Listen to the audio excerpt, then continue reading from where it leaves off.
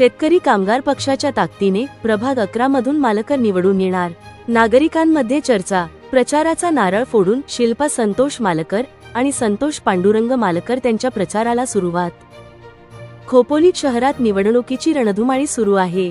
येत्या 2 डिसेंबर रोजी मतदान होणार असून 3 डिसेंबर रोजी निकाल जाहीर होणार आहेत। त्यामुळे सर्व उमेदवारांच्या प्रचाराचा वेग वाढलेला दिसत आहे। पक्षाचे राजकीय नेत्यांचे खोपोलीत दौरे सुरू आहेत। बैठकी घेऊन उमेदवार व कार्यकर्त्यांना सूचना देत आहेत। त्यामुळे खोपोली निवडणुकीचे वातावरण चांगलेच तापलेले पाहण्यास मिळत आहे। एकीकडे अनेक उमेदवार विजयी होण्यासाठी धावपळ करताना दिसत आहेत, तर प्रभाग क्रमांक 11 मधून शेतकरी कामगार पक्षाचे अधिकृत उमेदवार सर्वसाधारण महिला शिल्पा संतोष मालकर आणि सर्वसाधारण पुरुष संतोष पांडुरंग मालकर गतिशील विचार व विकासात्मक धोरण घेऊन नव्या उमेदीने निवडणूक लढवित असून श्री स्वयंभू ओझा गणपती मंदिरात नारळ फोडून प्रचाराला सुरुवात केली आहे।